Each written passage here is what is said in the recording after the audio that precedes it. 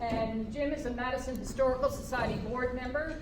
He's a researcher and author of the book Civil War Journal of Private Hayward Emmel.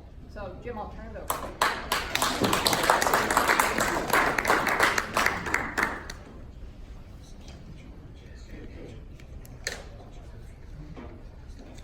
Got my notes. Oh, they're up here.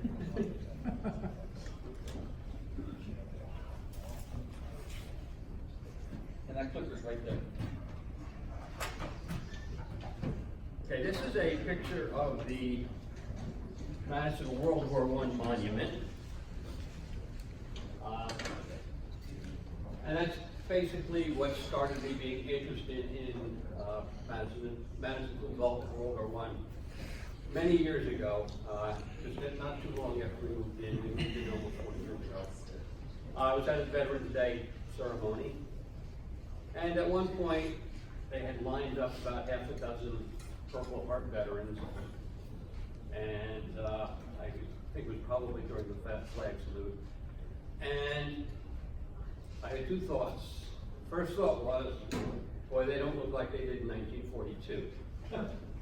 Second thought was, I could see the monument in the background, and I realized that all those names on that monument, 324, were real people, like these guys standing up at the Veterans Day ceremony. They had childhoods, they went to school, they went into the service afterwards, they came home, had wives, children, jobs, retirements, and so on. So I thought, wouldn't it be great to put flesh and blood on all those names? Of course, I was working at the time, and didn't have the time.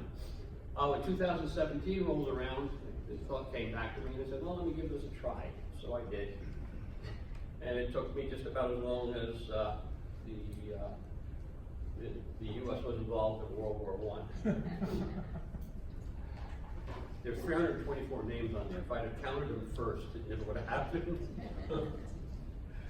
But in doing this, I also not only found out about the people, but I was going through the Madison Eagle a lot, because that turns out to be the major source of information, and discovered that there's an awful lot of events and organizations and other things that you never learn about in school. Some of them are obvious, you know, you don't have you gotta have this, you gotta have that. But others were the, who'd have thunk that thing existed?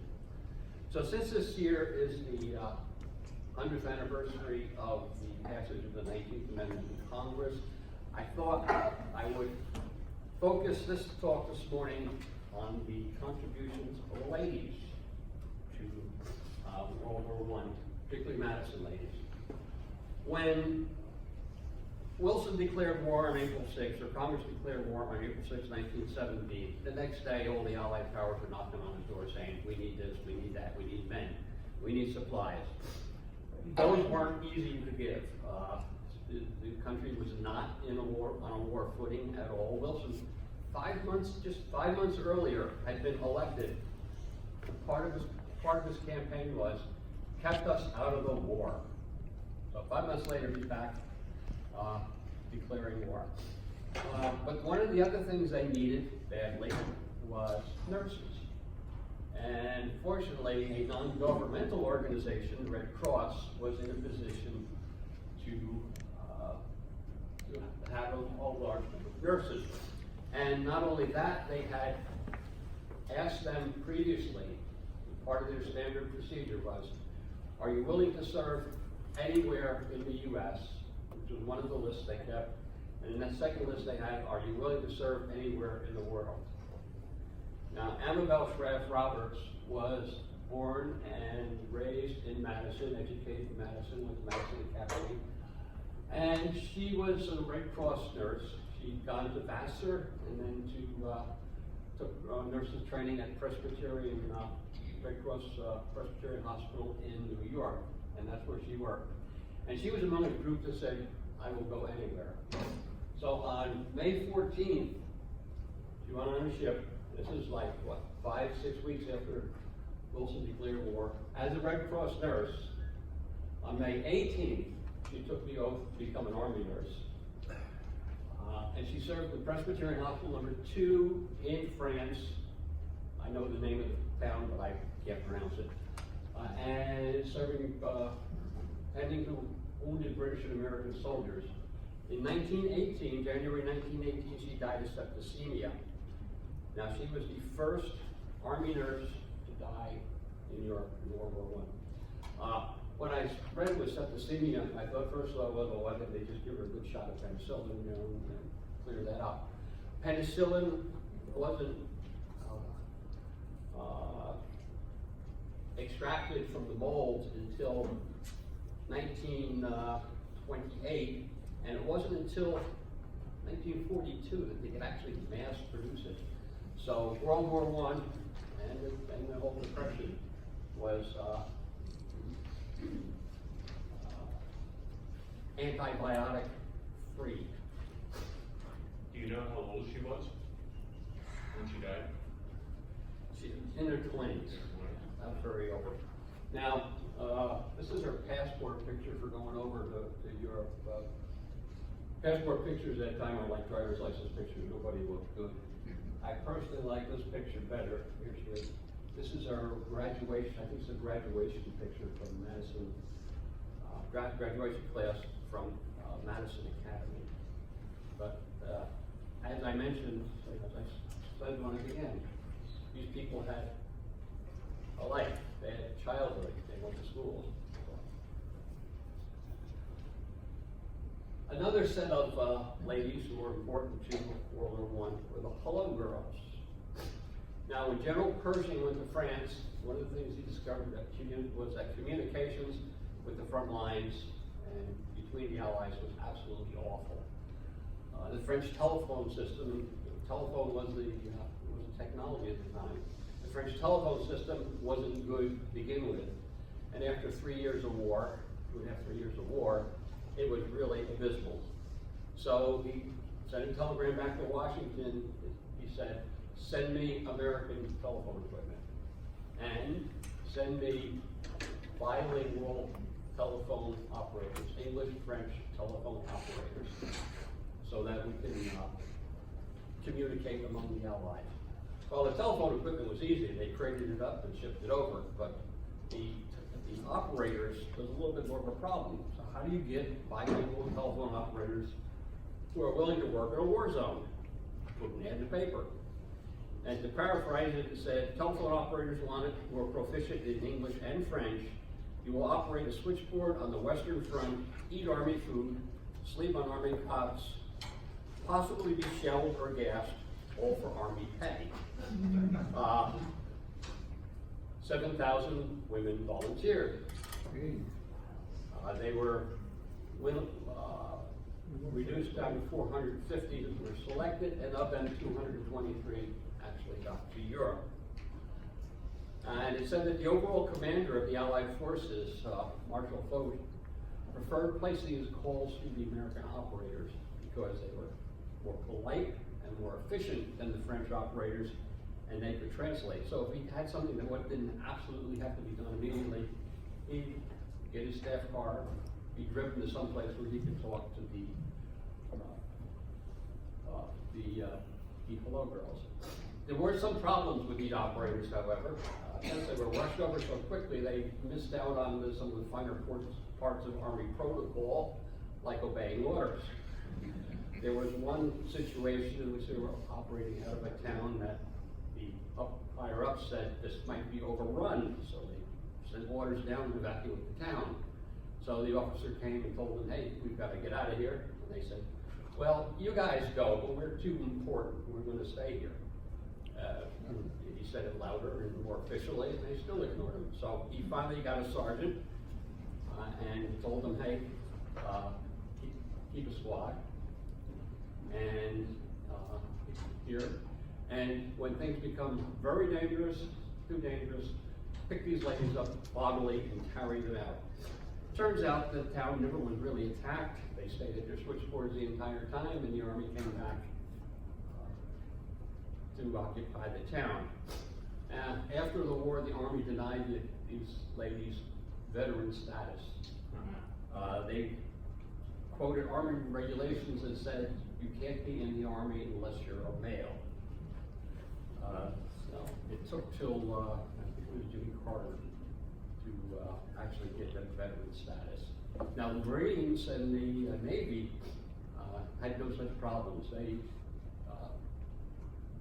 They signed up women for stateside, largely staff jobs, so that the men could be free to be in combat. Now this is the second group of operators who were sent over to Europe. Ann Fox is in there somewhere. I don't know where, I can't pick her out, but one of the difficulties I found in doing all this research is almost all the pictures I could get were from the newspaper. And newspaper pictures aren't especially good to begin with.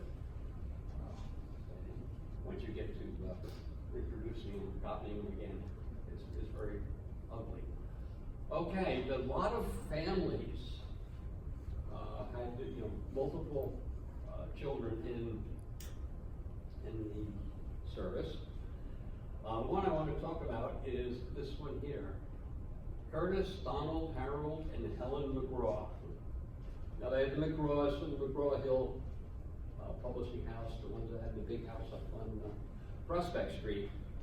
The boys were in, Curtis and Harold went to Europe in the Army. Donald was in the Navy, but he had some health problems. He had a desk job in the U.S. for a while, but then finally was given a discharge.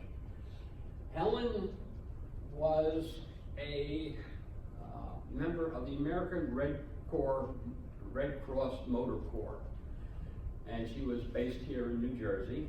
Now the Motor Corps aided the wounded.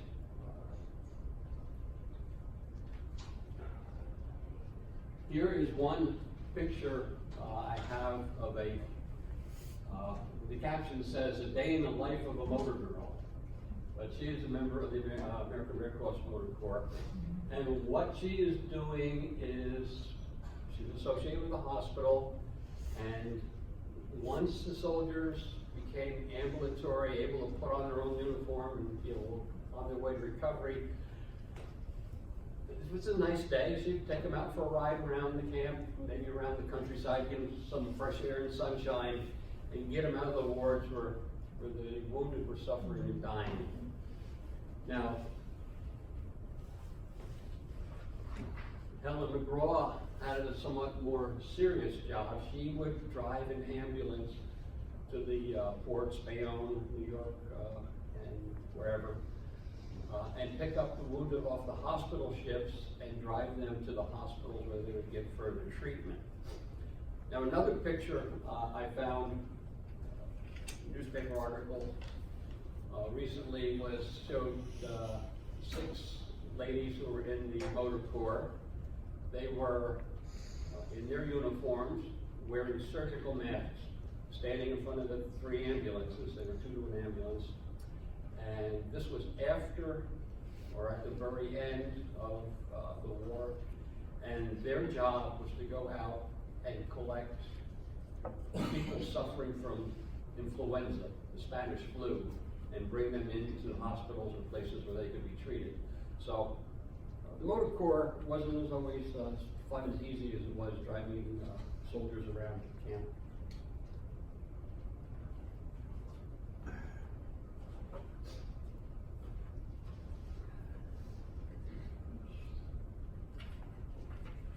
Okay, one thing that happens during wartime is many things get accelerated, including relationships. As I was going through the Eagle, I was noticing marriage announcements in which it said the wedding's been pushed up because the groom was getting drafted or the groom was being sent to Europe. And I came across 11 marriage announcements that attributed the wedding date, a change in the wedding date, to service of the groom. These are 11 marriages in which either the man or the woman was from Madison. But there were some other things. One wedding was involving a Captain Vandy Walter of Madison. He was a doctor in the medical corps stationed at West Point, because West Point had a very good hospital. He would bring his friend, which is a Major Robert Littlejohn, also a doctor, to Madison with home with him on the weekends. And there Major Littlejohn met Mary Lambert, who was a Madison school teacher, and they were later married. A different kind of situation was Samuel Barkin. Now, he was a Russian immigrant, and when the war broke out, he previously joined the Marines. So when the war broke out, he was in Manila, and he stayed there for the entire course of the war.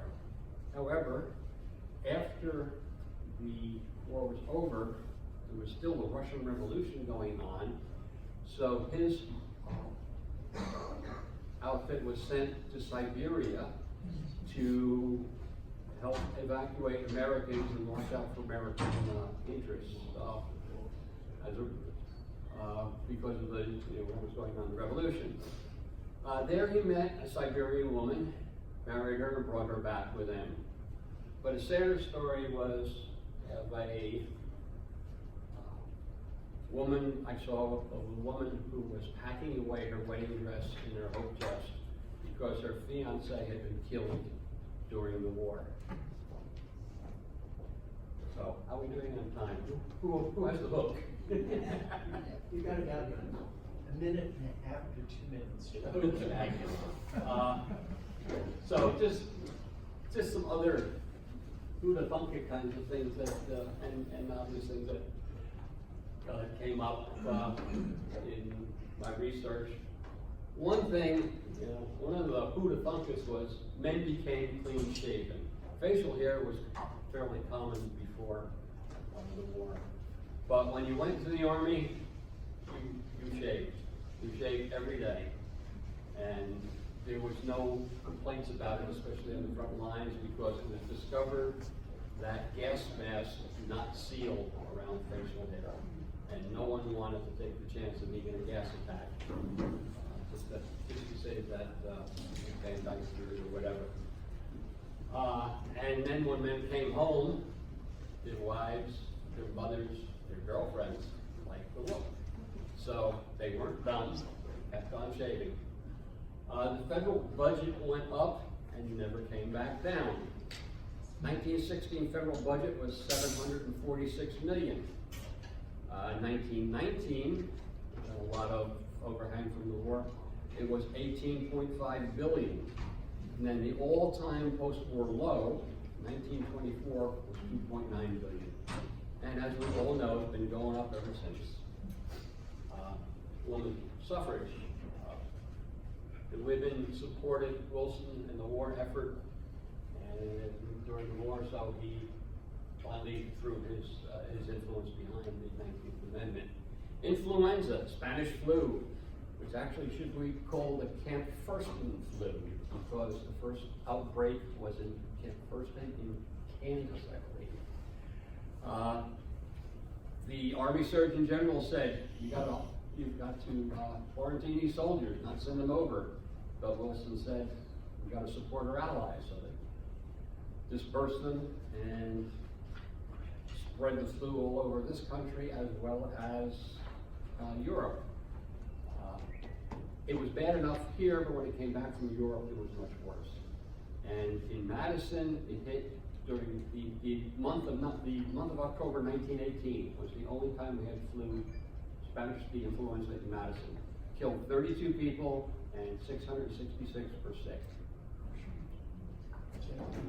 That's enough. Okay. All right. You're not going to stand in front of the Thank you so much.